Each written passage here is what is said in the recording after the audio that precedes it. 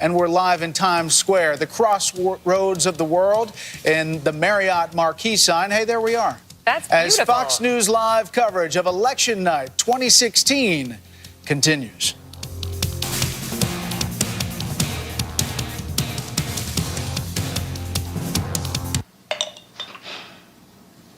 Mind making a run?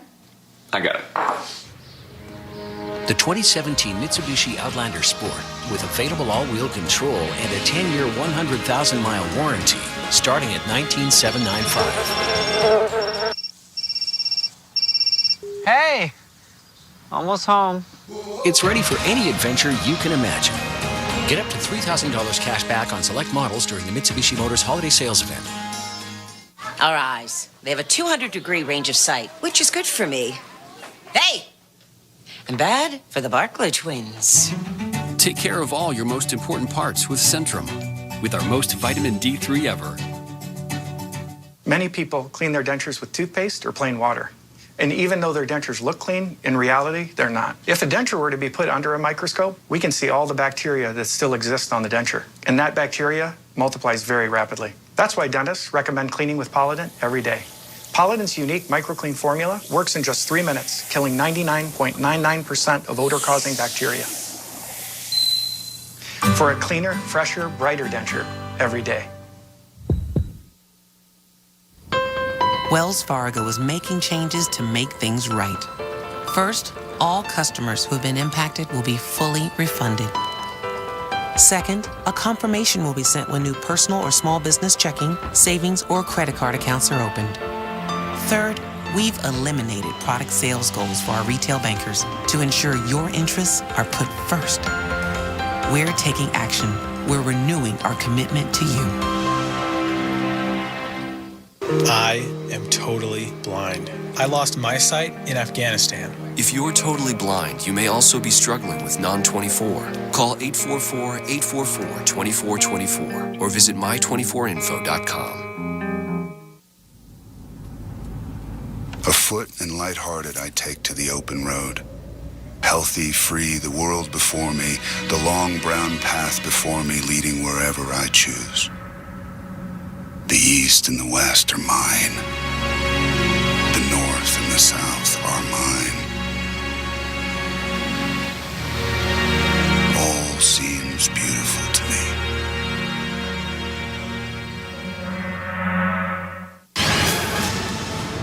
$7:20 here in the East, and we are now just moments away from polls closing in some of the biggest prizes of the night. West Virginia and two battlegrounds, Ohio and North Carolina. Jenna Lee is live in Raleigh, North Carolina tonight. Jenna?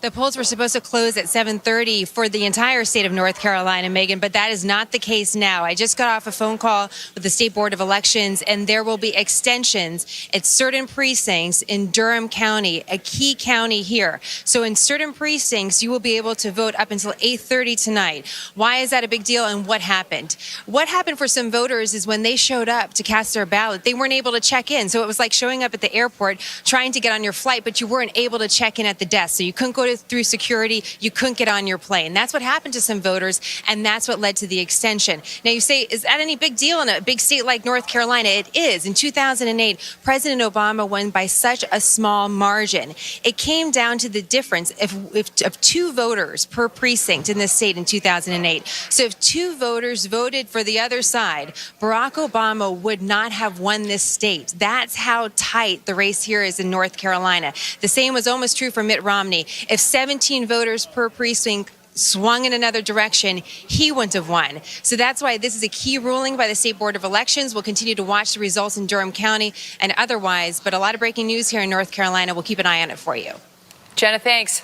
By the way, we're just getting word that Dover, New Hampshire is also extending polling until 8 p.m. So you have some issues in some key states there. Minority voter turnout in the battleground state of North Carolina could be a deciding factor tonight. Clinton's campaign has been putting in some extra work into that state, as we just heard. President Obama visited North Carolina 4 times campaigning for Hillary Clinton. And since the Democratic convention, Clinton has made 7 trips to the state for 9 rallies. Let's bring in the hosts of The Five, Kimberly Guilfoyle, Juan Williams, Eric Bolling, Dana Perino, and Greg Gutfeld.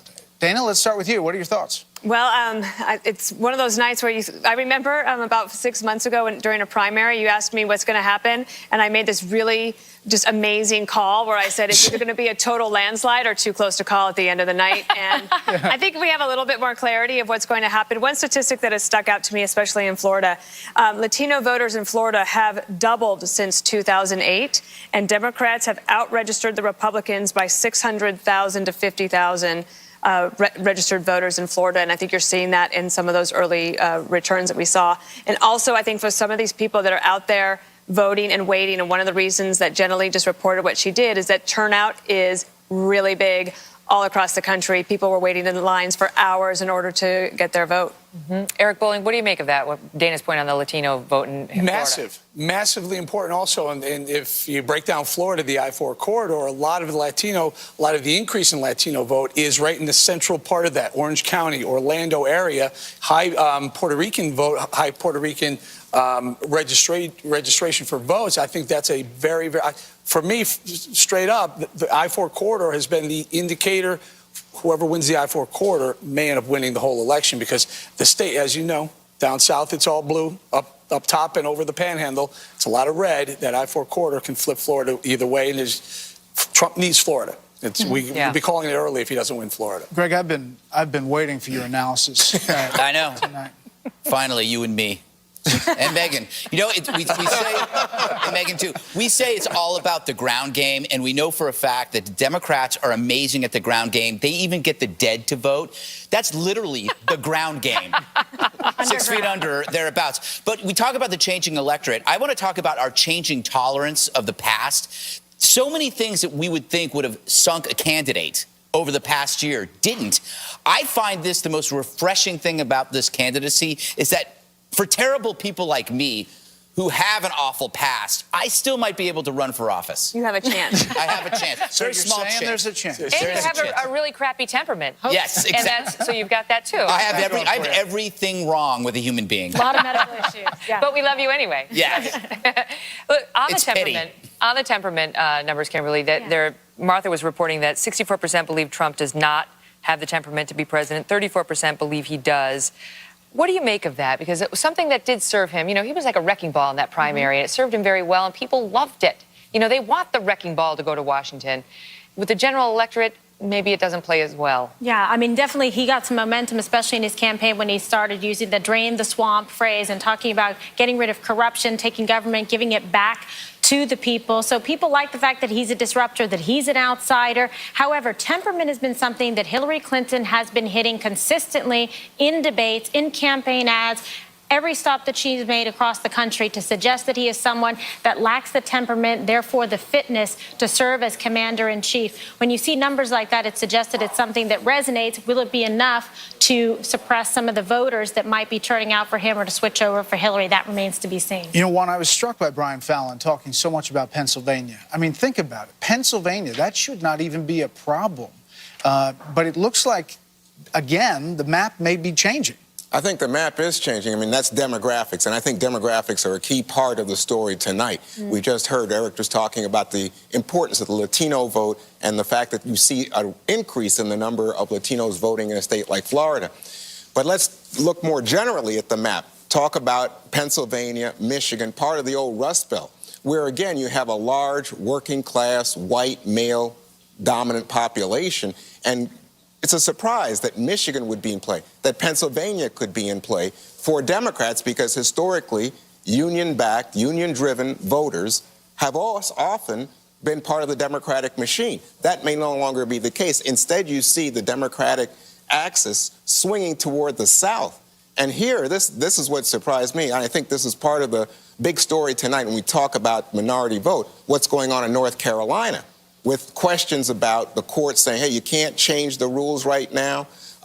There's, as I understand it, questions about early voting procedures that have been changed in some counties, federal judges getting involved, and the importance, as we just talked about, keeping some of those polls opening late to try to compensate. And I imagine that the Trump side is going to be fighting back, but that now becomes a key part of the story if North Carolina is decisive in this Although election. they wanted to keep some open in Nevada, they lost that Right. with a judge. They've got now some saying open. the Trump side Yeah, lost the Trump did. Yeah. And they've got some open in New Hampshire, and now they've got 2 counties extended in North Carolina. In Nevada, the Trump team argued that they were letting people show up to vote past the poll closings, and the Democrats argued no, they had been in line prior to the poll closings. They were just letting the long line of people vote, and they agreed to keep the records of those votes. Right. So, like in Charlotte-Mecklenburg, just to pick up on your point, Megan, in Charlotte-Mecklenburg, the early voting structure was such that it moved away from the black neighborhoods, and it was under explicit directions from Republicans in the state legislature. But on the other side, Eric, we heard reports today in Pennsylvania of people complaining that they went in, you know how you fill out your ballot and then you feed it in, and they were saying it would come up, they'd vote Trump and it would come up Clinton. And now we're hearing from Pennsylvania authorities saying there have been problems, that they've identified the voting machines, that they've taken them out of commission, but there will be questions about that if that vote is at all close. And there always are. I mean, every cycle we go through this, whichever side doesn't win says clearly there's a lot of voter fraud going on. Because this map is in my head, and I would put money against Steyerwalt, I could do this state for state with him. You're going to have a fairly clear idea from Florida, Ohio, North Carolina, Florida right away. First polls that close. If Trump holds those 3 down, you have to look back at the map, and then you look at the next level. Then you go to, is there a Michigan? Pennsylvania, if he doesn't win Pennsylvania, then you go, is there a Michigan? If there's not a Michigan or Wisconsin, that's your next hour. Then you have to wait till the west, to the mountain states close, and see if he picks up Nevada, and then you have to look back and see if you got those 4 electoral votes in New Hampshire. If you do, you can go hour by hour, and he just has to tick every single one of those off on the path. And if he doesn't, then there's basically the path closes. Yeah, I think that's the short version of the story. He's got to sweep. And if he doesn't sweep... No, he doesn't have to sweep. There are other paths. It can be Michigan or Wisconsin. He could dust. Yeah. Right. Sounds like He has to do very well. It sounds like somebody trapped in a haunted house and can't get out. There's got to be a way out. There's got to be a way out. Yeah, I don't think there's a way out. Stand by, Fivers. There is now. 7:30 p.m. on the East Coast, and polls have just closed in 3 more states, representing another 38 electoral votes. Fox News can project that Donald Trump will win West Virginia by a wide margin. Based on Fox exit polls, there's some cheering outside, maybe some... Is that Chris Steyerwalt's family? Is that Steyerwalt? I don't know. Okay. Fox News can also report that Hillary Clinton has a lead in North Carolina, although it is too early to declare a winner in this key swing state. It is also too early to declare a winner in the bellwether state of Ohio, where Trump had led Clinton in pre-election polls for the last 3 weeks. Speaking of the Buckeye State, Fox News can project now that Ohio Senator Rob Portman, a Republican, will win re-election by defeating former Ohio Governor Ted Strickland, the Democrat. It's too early to project a winner in the North Carolina Senate race, where Richard Burr, the Republican, is trying to fend off a challenge from Democrat Deborah Ross. That race is very tight. Let me just talk for 1 second about Rob Portman, who ran in a race that Ohio was not the easiest race to run. He was running. He was not a big Trump supporter. He was pro-trade. This is a guy who ran a race in his own territory and managed to make it really stick. In fact, he was giving money to other campaigns around the country because he didn't need it. He was up 15 points or so going into the day. Pundits are saying he might win for #1 best race run. So congrats to him. I want to go now to Karl Rove for some analysis. Karl, interesting, too close to call in North Carolina and Ohio at this hour. Your thoughts? Yeah, look, I think these states are going to keep us up late tonight. North Carolina, we have the same situation we had in Florida in the early vote. Republicans cut the margin of the Democrats. There are 122,000 more Republicans this year voting early, 22,000 fewer Democrats than voted 4 years ago. Remember, this is a state where Mitt Romney won, and the Republicans have gained an advantage of 144,000. But there are 273,000, nearly 274,000 more unaffiliated voters, people who don't identify with either party. And both parties have been fighting for their share of this. In the big cities, it's likely to be Clinton. In the rural parts of the state, more likely to be Republican. But this is where the race is going to be settled tonight. And it's going to keep us up, I suspect, very late. If you look at the early vote in North Carolina, Republicans increased their early vote raw numbers in every one of the state's 67 counties except one, Halifax County. And the Democrats saw their absolute early vote total decline in 58 of the 67 counties in the state. So it's going to be a long night, and we're going to be counting them by the onesies and twosies late into the evening in North Carolina, and potentially the same in Ohio, where we've gotten conflicting results out of early voting. The Democrats had a fantastic weekend where they bumped up their numbers pretty dramatically in Cuyahoga, especially in Franklin and in Hamilton County.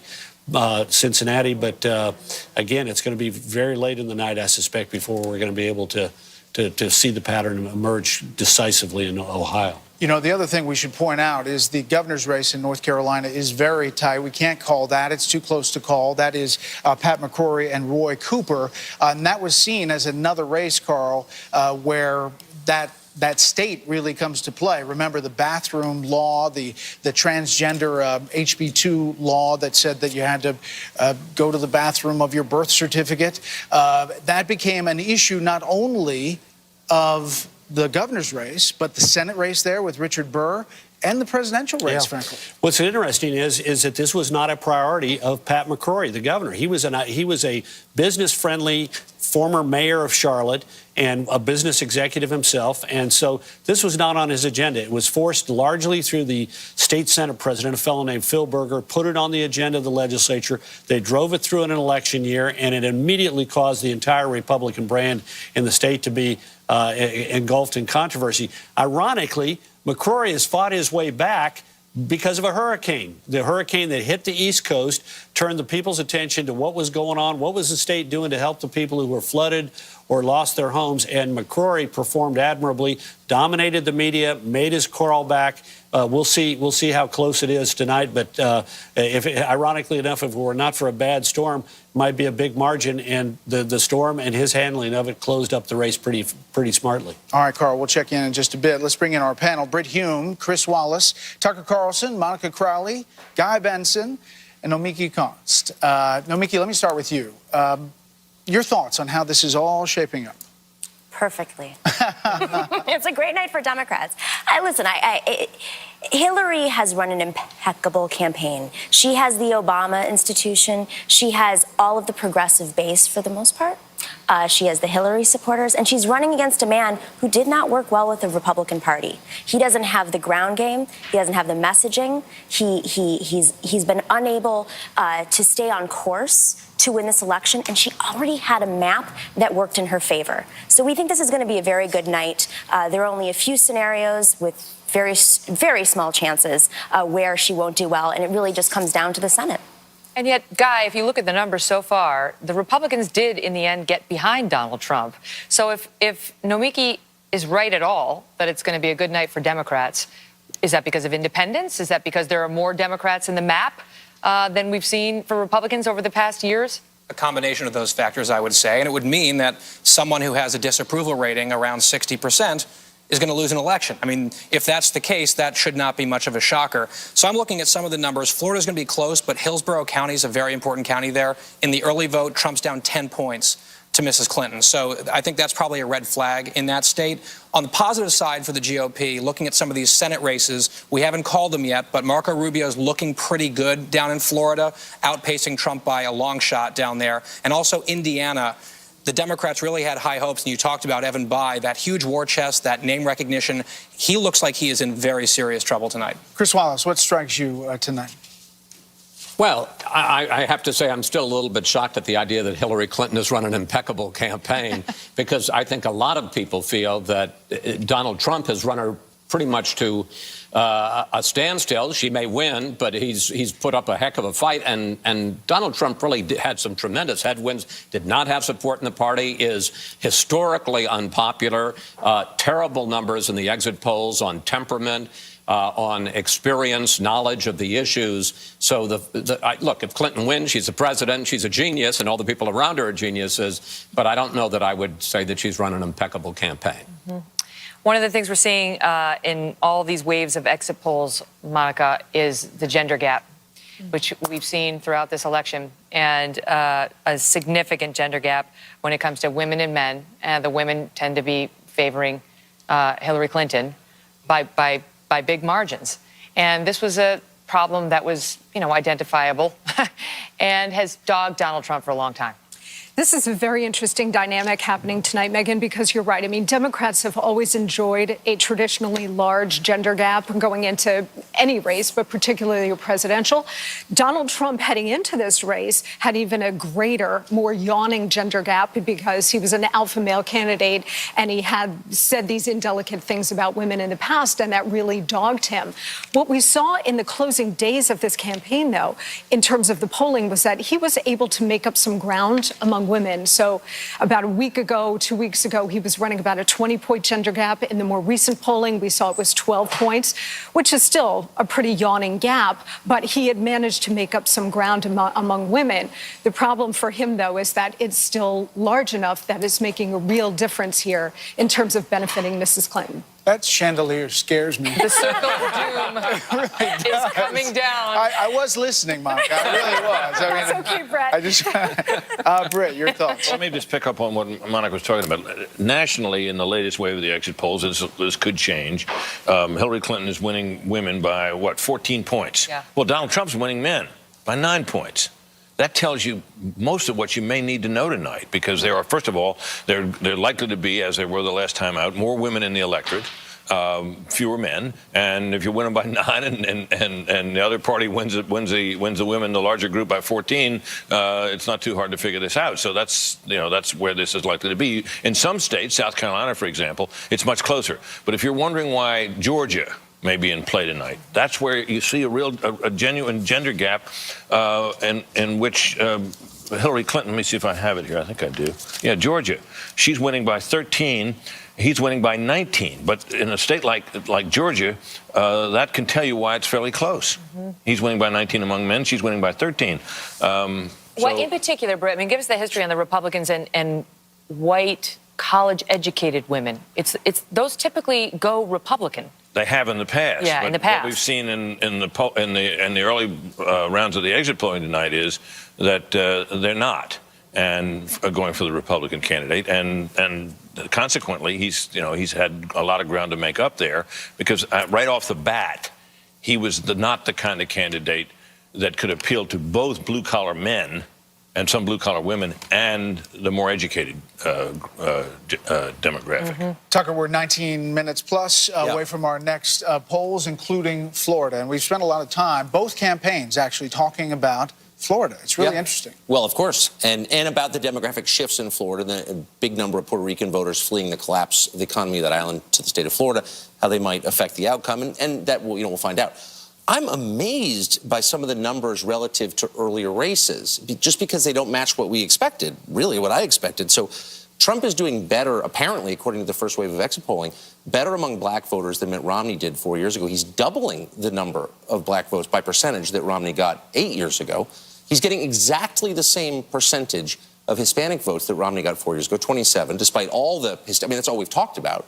Doesn't mean he's going to win. By the way, he's doing better, according to this, among voters under 30 than Romney did. Again, I'm not saying it's going to win, but I am saying maybe something wrong with some of the assumptions that some of us have had going into this. I wouldn't be surprised if we miscalled a lot of this. I certainly have. But we may be missing a story here if these numbers turn out to be true. And a point I was just asking some of the experts backstage about that. So the numbers we've been talking about, the huge Latino turnout, right. We're talking about Florida, but on a national basis, it's looking only 1 percentage point higher than it was 4 years ago. I mean, that was what Martha reported, that you got an 11% Hispanic vote. It was 10% 4 years ago. Yeah, but can I just butt in a little bit on this question? Yes, he may be doing no worse than Romney, but Romney did terribly. George W. Bush in 2004 and when he ran for re-election, got over 40% of the Hispanic vote. So getting 27% of a growing block of voters is not very good. Well, he's still at about the same white vote as Romney, roughly the same. But it's also 2% less of the total electorate than it was 2 years ago. But consider what we've talked about, though, for the last year, which, I mean, I think you make a totally solid point. There's no disputing that, and they need to do better if they're going to succeed long term. But the whole year has been dominated by the idea that there's not a single Hispanic voter who will even, shake the hands with Donald Trump. He's so horrible. If he's getting the same number as Romney, I'm not saying that's a great number. I am saying that, there are other factors that we haven't taken into account. But he's losing by 30-plus points. It's not a good performance. I'm not saying it is, but it's much better than you would have expected if you believe the analysis, which has been wrong, if this is true. Now you feel how they felt on the debate stage. Right. You know, Mr. No, 2 Trump, minutes. Secretary Clinton. He never lets up. He knew he had you. I agree with Tucker. Thank you, Britt. I've got a friend in Britt. I appreciate that. I agree with Chris. All right, now we are approaching the biggest haul of the evening. Polls in 16 states plus D.C. close at 8 p.m. Eastern. Among those include two of the biggest battlegrounds of this election, Pennsylvania and Florida. We think we know how D.C. will go, but we'll see. Plus, the balance of power. Which party will control the new look Congress? And you didn't just vote today. You also shared some of your thoughts and pictures with us, some of the best from social media, straight ahead. They're calling that thing Shandy, the chandelier, Shandy we for have a short. name for it.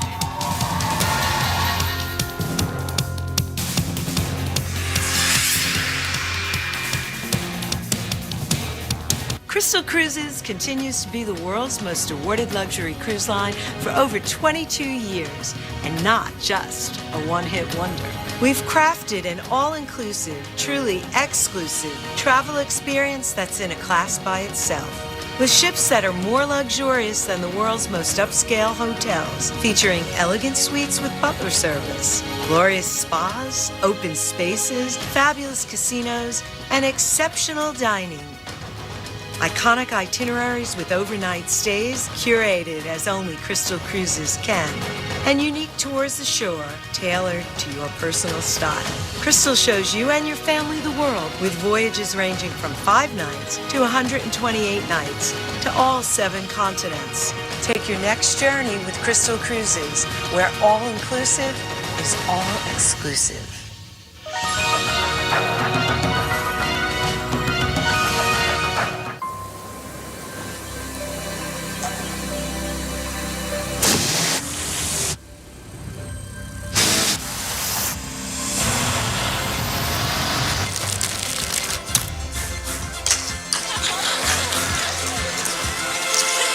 Is it a force of nature or a sales event?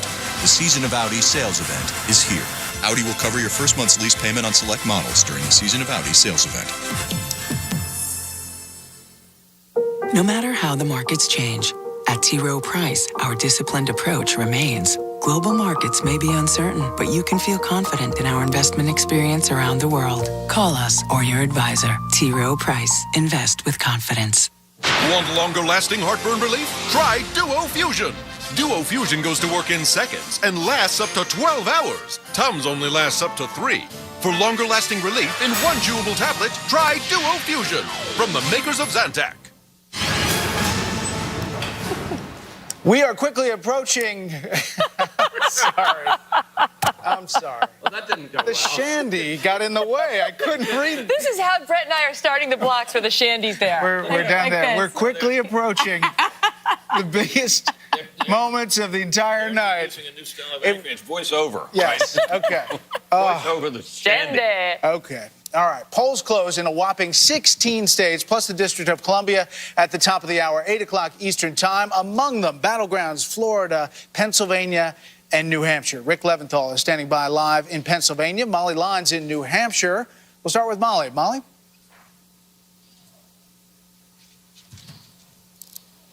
I think we lost Molly. Can we start with Rick, maybe? Why not? Okay. Rick, why don't we go to you? Take her. It was the shandy. Nope, there's Molly. Molly. Go ahead, Molly. Sorry. We're ready. Hi, Brett. Sorry. In speaking with both sides from the political aisles here in New Hampshire, they both have a certain confidence that things will turn out well for them here in the state, looking at turnout numbers. So this is still a nail-biter of a race. Of course, there are just 4 electoral votes at stake here in the state, but both sides on this White House run have taken it very seriously, with appearances from both of the major candidates in the last 48 hours. Hillary Clinton here on Sunday, Donald Trump here on Monday. Major surrogates also making appearances here, like President Barack Obama, Joe Biden, both vice presidential nominees as well. This race is all about getting the turnout, of course, and what they need is what happened back in February with 22% loss by Hillary Clinton to Bernie Sanders. She wants those Sanders voters to turn up for her today. We're just waiting to see how the numbers turn out on that. And Donald Trump, who got his first big win back in February in the primary season, needs those voters to come out as well. Another thing to watch here, the Senate race. The Republican incumbent Senator Kelly Ayotte facing a very tough challenge from the Democratic governor here, Maggie Hassan. Both women have strong name recognition, strong resumes. These are two strong females facing off in really a mega race in which it could go either way. A tremendous amount of spending here, over $100 million spent in this small state. Just about 1.3 million people live here. So a lot of money going into the possibility of the balance of the Senate being at stake. Brett? Molly Lyon in New Hampshire. Molly, thank you. Now to Pennsylvania, one of the more hotly contested states leading up to tonight. There are 20 electoral votes up for grabs in the Keystone State. Rick Leventhal's live for us near Allentown, Pennsylvania. Rick? And with a bit of news, Megan, you know, for the past few months, Republican Senator Pat Toomey has refused to endorse Donald Trump. Well, Senator Toomey voted roughly an hour ago, and he told reporters that he did, in fact, vote for Donald Trump. He said it was a tough call for me, that he wrestled with this, but that it was easy not to vote for Hillary Clinton. We expect Senator Toomey here at this hotel ballroom around 8 o'clock when the polls close. He's supposed to watch returns in a hotel room and then come down here to address his supporters. His Democratic opponent, Katie McGinty, voted this morning with her husband and 3 daughters. She criticized Toomey for not coming out sooner to endorse Trump or say who he would be voting for. This, by the way, a race too close to call as of yesterday. Also, the most expensive U.S. Senate race in the nation, with roughly $160 million spent in total on this very important seat. We can tell you the voter turnout was very heavy here in Pennsylvania, and certainly in the Lehigh Valley. We were at the Bethany United Methodist Church this morning, the busiest polling place in Lehigh Valley. They had well over 400 voters in the first hour and some 1,700 people casting their ballots by midday. The Secretary of State said he expects some 80% of Pennsylvania's nearly 9 million voters to show up at the polls before they close just a few minutes from now, guys. Wow. Rick, thanks. Okay, we can make a call, we're told. We can call South Carolina for Donald Trump right now. The decision desk calling South Carolina for Donald Trump. And that puts it into his column as well. Let's check in now with our reporters covering the major stories of the night. Carl Cameron is with the Republican nominee at Trump Tower. Jennifer Griffin's at Clinton headquarters here in New York. James Rosen is in Washington monitoring the big Senate and House races. Carl, let me go to you. What's the feeling there at Trump Tower, or Trump campaign, I should say, and where they stand? Well, they've been saying all afternoon that they're cautiously, nervously, hopefully optimistic. And there was an interesting moment just a short while ago where the Trump campaign manager, Kellyanne Conway, essentially said that it was unfortunate that the Republican National Committee's infrastructure wasn't fully applied as best it could have been for Mr. Trump, as if to point out the deficiencies of the overall organization of the RNC's end. With that said, they're seeing very strong turnout in the I-4 corridor of Florida. They think in North Carolina, separate from Raleigh area, a big Democratic bastion, they think they're doing pretty well, getting reasonable turnout there. And you know, the polls haven't closed yet, so the Trump campaign looking to keep the momentum going. As Mr. Trump likes to say, he saw a spirit in the last few days, and clearly the polls were tightening. The question will be whether or not he has the capacity to come up with enough working-class whites to overcome what appears to be a problem with the Clinton campaign's success with African-American and Latino voters. So when the campaign manager starts to blame the RNC, it's not necessarily a good sign of where their mood might be later in the evening.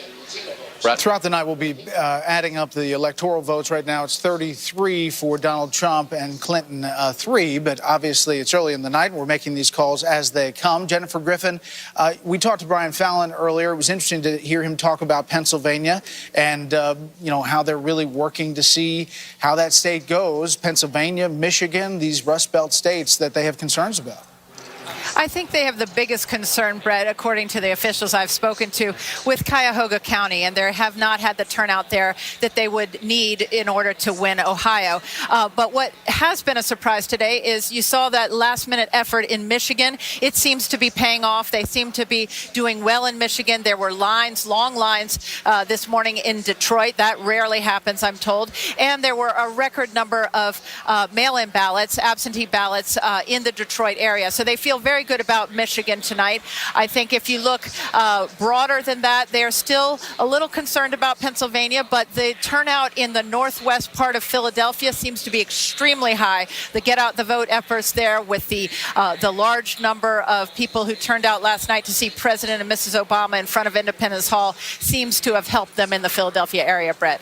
James, we're watching a few Senate races, and obviously, again, the Senate turns with a net gain of 5 seats for the Democrats, 4 plus the White House if they win the White House. One of them we're watching is obviously North Carolina's Senate seat with Richard Burr and Deborah Ross down there, and also Indiana, where we have Evan Bayh against Representative Todd Young. That's right. There's a number of different states we're watching closely. Missouri, where the incumbent Republican Roy Blunt is trying to fend off a very strong challenge from the Democratic Secretary of State there, Jason Kander. So far, of the Senate races that were thought to be in play and not necessarily safe seats, Fox News has only called one of those races, and that is in the state of Ohio, where the incumbent Republican Rob Portman, as you were noting earlier, has finished strong, and Fox News has called the election for him. The former Democratic governor of Ohio, Ted Strickland, the candidate running against Portman, has called to congratulate him. But we have just a few other results that we can report to you, but none of these were really thought to be in doubt. Rand Paul retaining his seat, the Republican in Kentucky retaining his seat, Tim Scott in South Carolina, Pat Leahy, the Democrat, up in Vermont. So far, this is just too close to call, Brett, and we're expecting that it's going to be quite a long time before we know, at least several hours, whether the Republicans will retain control of the Senate. The House, not in doubt.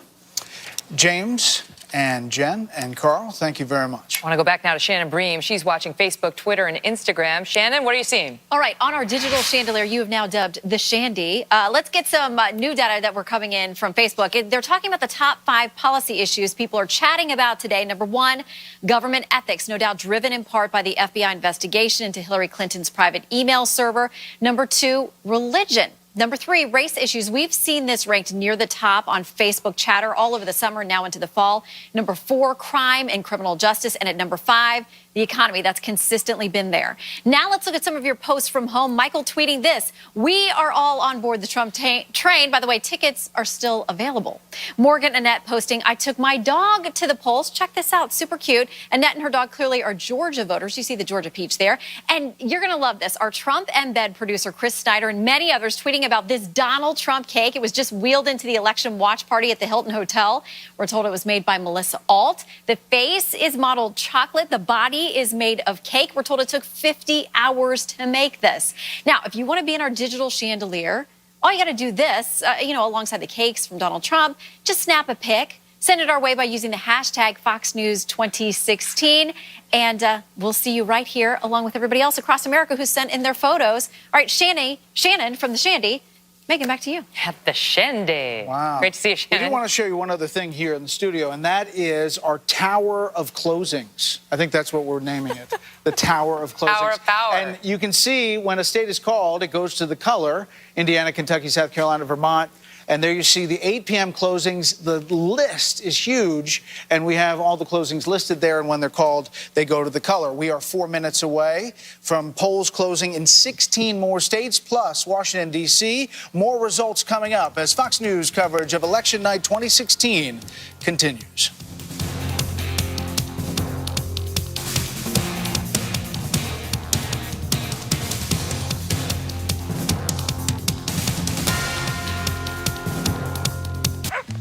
I spy something that starts with M. Mickey! Something that starts with B. Boat. Something with F. It's fire truck. Wait, that's 2 words. It doesn't count. Yes, it does. The 2017 Mitsubishi Outlander, one of America's safest crossovers, well equipped for under $24,000. Get up to $3,000 cash back on select models during the Mitsubishi Motors Holiday Sales Event. Identity theft can happen to anyone. Somebody had my social security number and my birthday, and these individuals were trying to open a cell phone account. I didn't know what might come next. I was afraid. I could not believe that somebody would steal my tax refund. It made me angry. She had my social security number, and she was able to make a purchase for $8,000. What is your risk for identity theft? Do you shop online, give out your birth date or social security number, use a smartphone? Today's lifestyle makes you more vulnerable than ever. It's no wonder 1 in 4 people have been a victim. What can you do to help protect yourself? I called LifeLock. Join the millions of people who made the smart choice to become members of LifeLock, the best identity theft protection available. We scan hundreds of millions of transactions each second to detect and alert you to threats. If you have a problem, a U.S.-based agent will work to fix it. While free credit monitoring only alerts you to changes in credit, LifeLock detects a wide range of identity threats and helps to resolve problems. LifeLock, they're not just going to monitor your credit, they're going to be there to help you afterwards if something happens. If you become a victim of identity theft, LifeLock will spend up to $1 million on experts and lawyers to help fix it. You have this whole team of people on your side, and you know that you don't have to go it alone. Start your LifeLock membership right now for as little as $9.99 a month. Every LifeLock member gets identity threat detection and alerts, a U.S.-based agent working to fix issues, up to $1 million for lawyers and experts if needed. Join in minutes. Protection starts immediately. Having LifeLock there to help us through, we didn't feel like victims anymore. LifeLock. Call 1-800-306-3127 or visit LifeLockTVOffer.com. Use promo code JOIN-NOW to get 60 days risk-free and a free shredder with annual membership. Start your membership with LifeLock today. We are only moments away from the largest number of poll closings of the night. Voting wrapped up in 16 states, plus the District of Columbia. 172 electoral votes up for grabs in this historic presidential race. Welcome back to Fox News Election Headquarters. I'm Brett Baer. Hi, everybody, and I'm Megyn Kelly. We'll start getting some results from major Senate races as Republicans fight to keep their majority now. The Democrats need to pick up 5 seats, a total of net 5, tonight to take control. Polls closing shortly in places like Pennsylvania, New Hampshire, Florida, and Illinois, where Republican incumbents faced heated re-election campaigns. So they'll be watching not only the top line item tonight, but these Republican numbers very closely to see who's going to have the power in the Senate to get their confirmations through, depending on who wins the White House. And you're talking about a lot of tight races there. New Hampshire with Kelly Ayotte and the sitting governor, Maggie Hassan. You're talking about Illinois that looks like heading into Election Day that Mark Kirk was going to lose. In just about 10 seconds, we will find out as we count down to the next poll closings, the biggest of the night, 172 electoral votes. It's 8 o'clock in the East. Fox News can now project that Republican Donald Trump will win Missouri based on exit polls. He will also win Mississippi, Oklahoma, and Tennessee, according to the Fox News decision team. You can hear the people in the crowd outside of the Fox News channel cheering at some of these results. Meantime, Democrat Hillary Clinton will easily win her home state of Illinois, according to exit polls. Mrs. Clinton is also performing strongly on the East Coast, where Fox projects she will win New Jersey, Massachusetts, Maryland, Delaware, and the District of Columbia. In Maine, one of the 2 states that does not use a winner-take-all system of awarding electoral votes, Fox can now project that Clinton is ahead, although it's too early to make a projection in that state. Based on Fox exit polls, it's too early to project the winner also in Pennsylvania, although Clinton is said to be leading there. Watching that one very closely. Polls have also closed in 2 other important states that we are not yet ready to call, Florida and New Hampshire. The Sunshine State represents a whopping 29 electoral votes, while the Granite State represents just 4, and yet both are crucial to these candidates, especially Donald Trump. Now, just remember that you're looking at these numbers and the percentages, and that is the raw early vote that we have right at the beginning when the polls close. And we are also looking at these states with the exit polls as well. So when you look at the percentages, that's not really where they stand now overall. But the importance of Florida cannot be overstated, that is a critical must-have state to Donald Trump. Any path to the White House that Donald Trump has requires Florida. That's just period, end of report. You can try to do it without other states, but you cannot try to do it without Florida. So we're all watching that one extremely carefully. And they've both been making a big play for New Hampshire in the past couple of weeks. Now let's go to a big batch of Senate races. Fox News can project that Democratic Congresswoman Tammy Duckworth, I mentioned her, of Illinois, will unseat Republican Senator Mark Kirk, giving Democrats a key pickup tonight. Remember, Democrats need 4 with the White House, 5 without, to take over the Senate, depending on who's elected president. That one was not a surprise in Illinois. Fox News can also project that Connecticut Senator Richard Blumenthal, a Democrat, will win a second term by defeating Republican Dan Carter. And in Maryland, Democrat Chris Van Hollen will beat Republican Congresswoman Kathy Saliga in the race to succeed retiring Democratic Senator Barbara Mikulski. In Oklahoma, Republican Senator James Lankford will win re-election, beating Democratic challenger Mike Workman. I want to turn now to Delaware, where Fox News can now project that Democrat John Carney, a former aide to Vice President Joe Biden, will defeat Republican Colin Bonini to become the state's next governor, according to exit polls and partial vote returns. Okay, let's bring in our panel really quickly. Britt, your thoughts as we get this data? I mean, no surprises there. Mark Kirk obviously was a vulnerable senator from the beginning. And he gives you an idea of what the political atmosphere is like in the U.S. Congress. Mark Kirk is basically a moderate Republican. Can't survive. You can't survive as a moderate in these parties these days, which is why there's no real center in either the House or the Senate, which is why it's so hard to get things done. So Mark Kirk loses. He came out. He was never for Trump from the beginning. He's been very critical of Trump. He did everything he could to run a campaign that would make him acceptable again to his home state of Illinois, and he's gone. And that's the atmosphere in which we operate. So, although he didn't have a great debate performance when he challenged Tammy Duckworth's heritage in one Never of a good idea. Yeah. And she's an Iraq senators. war veteran who lost 2 of her legs. He didn't run a perfect campaign, but I think what beat him was basically his profile. Republican in a blue state. Just let me add one more thing. Looking at the percentage of the vote. In state after state where we're getting exit polls, we see this almost uniform percentage of women versus men. It's about 53, 54% women, 46, 47% men in state after state after state. And we see Hillary Clinton rolling up big margins with women and Donald Trump rolling up big but smaller margins among men, which kind of tells you where we may be headed. How about it? What do you make of the fact that New Hampshire's too close to call tonight, Chris? I mean, a state that I don't know that they were seriously considering it in play prior to the Comey announcement, but it certainly came back into play, and Donald Trump made a hard push there the last 2 weeks. Absolutely, and he did campaign there hard, and he seemed to think, you know, and it's a funny thing that we talk about New Hampshire as a Democratic state because it has been a rock-rib Republican state so long.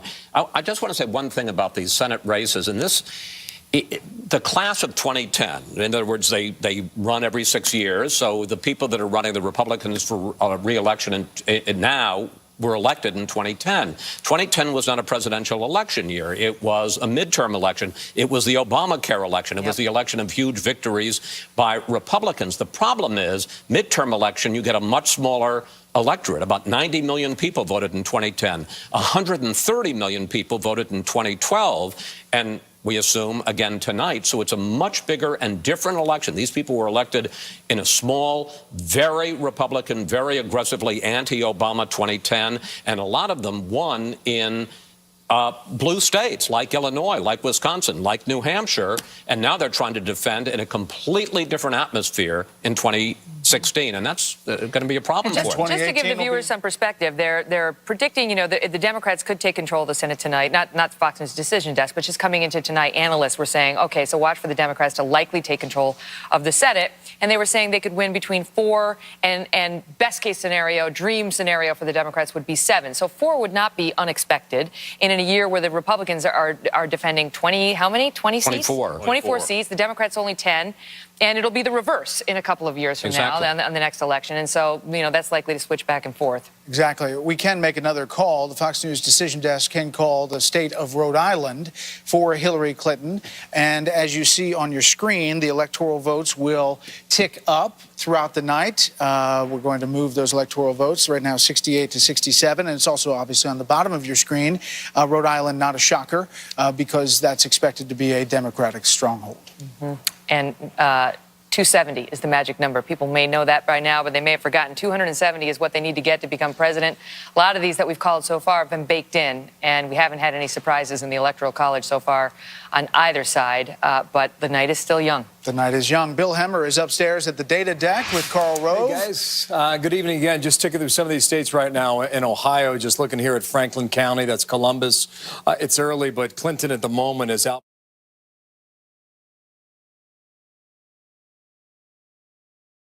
that got circled around about Donald Trump from the media is going to play a role tonight. Isn't that a shame? We had a woman who put out a lawsuit stating that Donald Trump raped her when she was 13 years old. Filed the lawsuit, was going to come out last week and have a press conference, pulled out in the last second. Just 2 days ago, says, I'm pulling out the lawsuit. It was all fabricated. But yet, all over the internet, all over broadcast television, all over the liberal media, it was pounded home how this man, and even on Fox News, how he could be a sexual predator.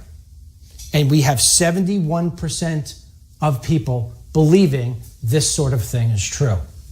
Another thing that will absolutely bother you. How many people out there were bothered by Clinton's private email server? 62% said it bothered them. 37% said it didn't bother them. More people in the country are bothered by allegations that have all turned out to be debunked, or just the person came forward and said I was lying. More people are concerned about that than they are about national security threats by a woman who put out classified information on private email. A woman who said to her maid, go print out these classified documents. How America has lost its way? You all go back to one word: the media. These notes that I'm giving you right now is strictly because of the media. I have been saying this for how long, and you know it. You cannot have a country operate if you cannot have voters vote if the voters don't have access to truth. If the voters do not have access to what it is that they need to make an informed decision. These polling numbers right here prove that the media is actually picking the president. That is what it comes down to. The media is picking the president. On a good note, Latinos are showing up more than they were in 2012 by 1 percentile. But Trump is getting 27% of that vote. So he is getting some of the Latino vote. It's not as bad as they said it would be. The thing is that Latinos are coming out in huge numbers. There are 1 million more in Florida alone than there were in 2012. Again, comes back down to the media. If Latinos were told what Donald Trump really believed, which was that they could live the American dream and have a better job, if the criminal illegal aliens and the people who were working here who shouldn't be working here were sent back home in a humane fashion, which is what he's always said, but nobody wanted to listen, the Latinos in this country who are legal would understand that he was not anti-Latino, he is not anti-Hispanic, he is pro-America. And in being pro-America, he could have given the Hispanics and the Latinos the opportunity to live that American dream. But the media never gave him the opportunity to give that message. Another thing, black vote. Trump is actually doing rather well with the black vote. The other thing that they're reporting across the way is that the black vote is not showing up in some areas where they thought they would, and it's showing up in big numbers in other places where they were afraid they wouldn't, such as Philadelphia. So, some of the things I want to talk to you about before we play our first clip, and I'm also going to start taking phone calls from all of you. We're going to talk about what's going on tonight. Take a look here. There's no new news here in terms of any new developments, so we don't have to change the maps or anything to that nature. Let me see right now. So far, right now, the electoral votes, they give 68 to Clinton and 67 to Trump.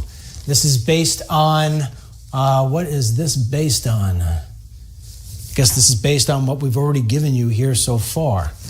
I'll take a look at it after when we take a break. But let me get into the first clip. Donald Trump has run on a theme called Americans First. That's really what it's been about.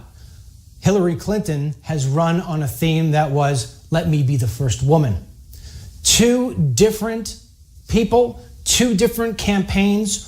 Trump should be blowing her doors off tonight. Should be blowing her doors off. His message of Americans First, and I'm saying this because I know that there are still people in a lot of states who still, where the polls aren't closed yet, very important states like Nevada. And I know you're listening. I can see the people who are in here. I'm telling you right now, Donald Trump's message brings you the American dream. Hillary Clinton's message of, I'm the first woman. If she wins tonight, it's not a victory for women. If she wins tonight, it is a victory for corruption. It is a victory for the media being crooked. It is a victory for the FBI and the Department of Justice and the IRS who failed to do their jobs for the American people. That's what it's a victory for. It's not a victory for women. Not at all. With that being said, I'm going to take my first little break here. We're going to play a clip from 2 years ago. 2 years ago, a few weeks before Donald Trump actually announced that he was going to run for president, I gave a speech to a group of Jewish men and women in a synagogue up in Massachusetts, a very blue state, and I explained to them that the next president, if he or she were to say Americans first, they would not only be elected, but that they would put your life and your country back on track.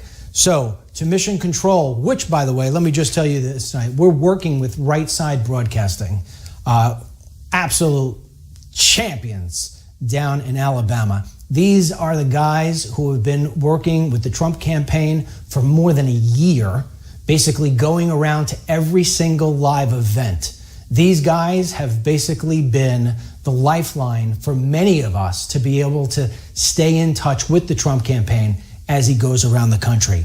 They are there tonight. Also with me tonight is my son, is working the camera. He's an absolute all-star. He's got school tomorrow, but he's allowed to go in late, especially after Donald Trump wins. And they just marked off here that Marco Rubio has won his Senate seat in Florida. That's good because we need to keep the Senate, but I'm not going to say anything else about Marco Rubio. All right, I'm going to take a quick break here. I'm going to let more people jump on. Let's play that clip 500. I'm going to end up by saying this.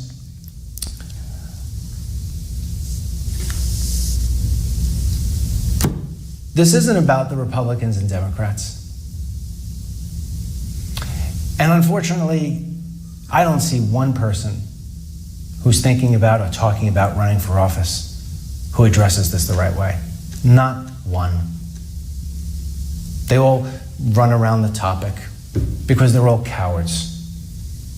The first person who would actually stand up and tell Sean Hannity or stand up and tell whoever it is on NBC, yeah, I'm going to deport all the illegal aliens.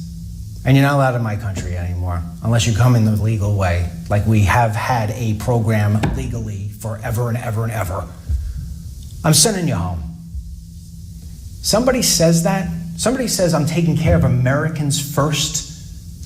And then when everybody's on a pathway to the American dream, but we love the pathway word, right? Pathway to citizenship. No, when everybody's on the pathway to the American dream, that's when I'll start worrying about everybody else. But right now, I've got Americans living in the streets. I've got Americans who are failing in school. I've got Americans who can't make more money than they did 7 years ago. Boy, why is that happening? I'll tell you why, because we're flooding the country with more workers. The first person who stands up and does that and is actually given the time of day is the next president of the United States. That's the person who will get your life and your country back on track. And until that person...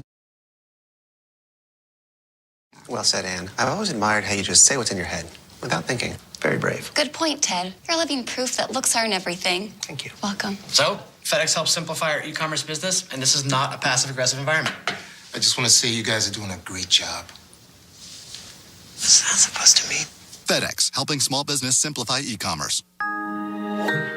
We asked people to write down the things they love to do most on these balloons. Travel with my daughter. Roller derby? Now, give up half of them. Do I have to? This is the tough financial choice we could face when we retire.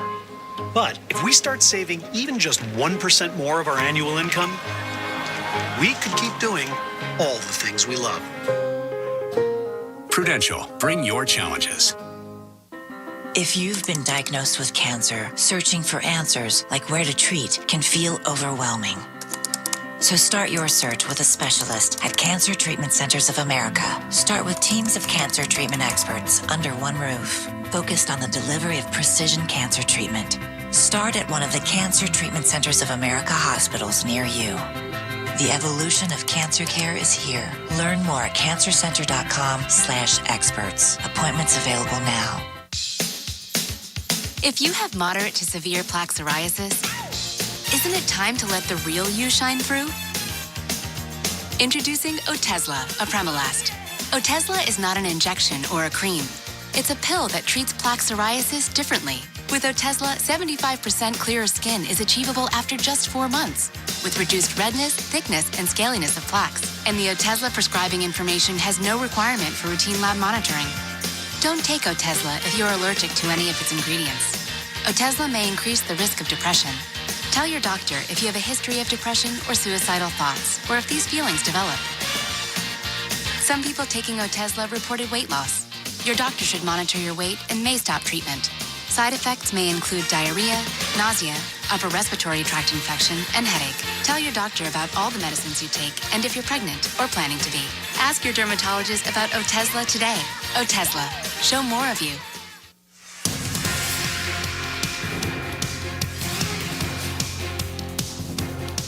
Welcome back, everybody, to New York City, Times Square, the crossroads of the world. And there's our beautiful Fox News map up on the side of a big building. In New York City. That's right. This is the National Popular Vote, and you can see the breakdown there. Right now, 50.2% for Donald Trump. 9,377,301 votes have been cast for him, and there you see Clinton at 46.3%. And you can see the different counties and precincts basically coloring in with the red or the blue throughout, and we will monitor this throughout the night. Remember when Times Square used to be filled with exotic dancers and bars? Now it's electoral college results. What a shift. This naked cowboy is there somewhere. Let's bring in Bill O'Reilly, who you normally see at this time as the host of the O'Reilly Factor. We're also joined by syndicated columnist, Fox News contributor, Dr. Charles Krauthammer. Bill, your take about where we are and what we're seeing. Well, Trump's competing pretty well, I think, across the board. But the army of people that his campaign expected to come out that were disassociated with polling and things like that, that hasn't materialized. But, you know, the Florida thing, he's got a chance to win Florida because of the panhandle vote. In Ohio, it's hard to tell because we don't know where the votes are coming from right now. North Carolina, a little dicier for Trump there. But he's competing in Virginia, although Northern Virginia usually comes in later, and then that'll sweep Hillary Clinton. But I think that at this point, it'd be foolish to make any kind of broad assessment of what the vote's going to turn out to be.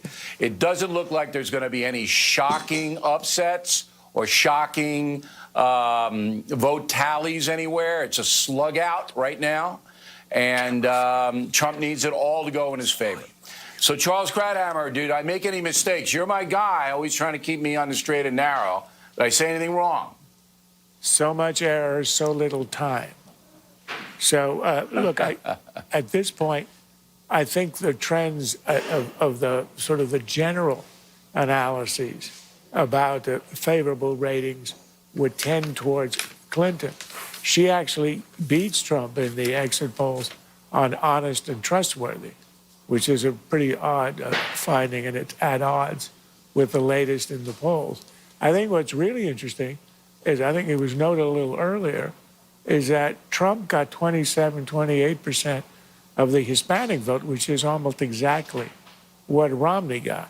I think the big difference is there appears to have been an enormous increase in the registration of Hispanics. So they turned out, and it's the turnout in very high numbers, which I think is so damaging to Trump right now. But you're not seeing any kind of sweep in Florida, for example, heavy Hispanic state. Yeah, but and it's very, very possible. But there just aren't very enough possible Hispanics. Trump can win Florida.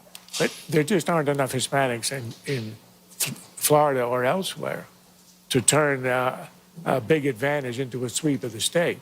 We always knew it was going to be close, and right now it's hard to say how it'll end up, but she's slightly ahead. And for her, yeah, but I don't for think her this is not a I don't West, think a Trump is must-win state. underperforming. Right. See, I don't think Trump is underperforming. I don't think he's overperforming. And as Brit Hume pointed out, if he doesn't overperform in some place like Michigan or Pennsylvania, she'll win. He's got to overperform in one of those key states. But he's not underperforming, even though some of the exit polling is dubious on his behalf. Would you cede me that? Look, Bill, underperforming in this election is not reaching 270. So that's the only underperformance that matters. You want to compare it to the latest exit polls or the latest polling that was done on the eve of the election, that's fine. But the fact is that he has to carry the big three swing states, Florida, North Carolina, and Ohio, and to penetrate the blue wall. Right now, that looks like a distant prospect. Which state do you think that Hillary Clinton will take out of those three? I think it's likely she'll take Florida, and it's a toss-up whether she takes North Carolina. Ohio, I think he has the edge, but again, she doesn't have to have all these states. Well, where do you think her strength is going to come in Florida? It's pretty much a dead heat now, and then the northern counties in the Central Time Zone are the ones that remain to be counted, and that's Trump territory. So how is she going to I think it's a 2% lead now, and with over 80% of the vote in, that is not a dead heat. It's a substantial advantage. Okay, I don't have that latest information. Yeah, well, it helps to have it. Clinton is up by 2 in Florida right now as we speak? I think it was 49 to 47, something like that. We can verify that. Yeah, I mean, if that's the case, then the better odds are that she'll win. But remember, that is Trump territory up in the north in the Central Time Zone. Okay. In the overall overarch of the vote, has anything surprised you? What surprises me is the two main issues that propelled Trump's campaign, that won him the nomination, and that people were looking to say there's sort of an ideological revolution going on in the country, and that is immigration and trade. What is very striking about the exit polling is that on immigration, the country is roughly 3-to-1 for legalization, which you wouldn't have known by looking simply at the primaries. But even more interesting is the one where people think there was more of a national consensus to overturn the general consensus over the last 50 years on trade, and that is hostility to trade. The exit polling shows only a 3-point spread between those people who think that trade is costing us the jobs and those who are giving us jobs. And that, I think, sort of undermines the idea that the country as a whole has turned against it. If you look at it, it's basically 2-to-1 against trade on the Republican side, roughly 2-to-1 in favor on the Democratic side, which means we are not necessarily headed into a Brexit-type, economic isolationist type a consensus in the country. No, because it's not that that's stark. very different from what we had thought. Trump wrote it in the primaries because he discerned it as the issue in his constituency, but it does not extend far beyond it. And those, I think, are the two most striking findings in the election. So you're going to make a prediction that Clinton's the next president? If you force me, I'll take it. All right, Charles Krauthammer. Now we throw it back to our election guys, and we appreciate you having us in. Thank you. All right, Bill, thank you. I didn't get the prediction. What'd you decide? Looks like she's winning. All right, we're going to call now the Fox News Decision Desk. Indiana Senate for Representative Todd Young. This is a big win against Senator Evan Bayh, former senator from Indiana, a big name there in Indiana. And then when this race started, Evan Bayh was up double digits. Todd Young fought his way back. He's 44 years old, currently a congressman. He's a Marine. And he had a lot of support from the Republican Party. This is a major hold. This is the retiring Dan Coats seat for the Republicans, and one in which really does paint a better picture now with Rubio holding in Florida and Young winning in Indiana, that perhaps if Republicans shoot the gap, they can hold on to control of the United States Senate. A lot of races still yet to call, including New Hampshire, Missouri, Wisconsin, and others. Megan, let's set it up to you. Brett, so we're hearing now that Marco Rubio will make some remarks at around 8:40 or so, 8:45 this evening. So we'll stay tuned to hear what he has to say as he manages to secure a victory. And the conventional wisdom is that he's probably looking forward again to 4 years from now to set himself up. So because while he was defeated in the primary season, even his greatest detractors thought he might have more hope on the national scale, presidential race, the next time around. So he's managed to eke out a victory tonight. Now there's a lot of speculation about if the rest of these Senate races come down as they were predicted to come down, given what we've seen tonight with Indiana and Florida, that the Republicans possibly could hold the Democratic wins to the place where they have a 50-50 Senate. Now, if Hillary wins the presidency, then the Democrats have control of that chamber, and they'll have sort of divided government in the Senate, where the Democrats, if history's any guide, would control the committees, and they'll have to work together. They'll have to work across the aisle. But if the Democrats do retain control or gain control of that Senate, and she becomes the next president, she's going to get her Supreme Court nominations confirmed and other nominations confirmed. So we'll wait to see. It's 8:29 and 20 seconds here in the East Coast, and we are waiting now for another race call. We've got several states that are too close to call, as you can see from the bottom of your screen: Pennsylvania, Florida, New Hampshire, North Carolina. All of those, it's not a mystery. We're not completely shocked that those are too close to call. In particular, Florida. And by the way, we're hearing it's very tight in Florida right now, very tight in Florida, and that's a state where you have to have a mandatory recount if it's too close. So we may not know the answer in Florida before the end of this evening, and we'll find out whether that even matters as these states continue to come in. So now we're 4 seconds away from our next race call, and we are prepared to make that one for you now. It's 8:30 p.m. here in New York City. The polls have now closed in the state of Arkansas, and it is too early for the Fox News Decision Desk to project whether Donald Trump will win Arkansas, where Hillary Clinton served as first lady for 12 years. Of course, the Clintons have a long history in that state.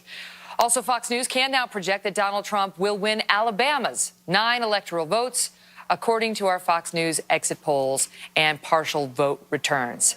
Again, I want to take you back to Florida because this is an important state right now. We were just looking at the latest, the Bureau of Elections down there posts the results as they're seeing it, and it is razor thin. This is just according to a few minutes ago, but it changes by the second, showing Trump slightly ahead in Florida with 3,990,000 votes, 300, so that's, call it 3.99, and Hillary just behind him by about 4,000, 3,986,000. So you're talking about a 4,000 vote difference there as of a few moments ago. But that, I mean, anything can happen there. They are counting as we speak.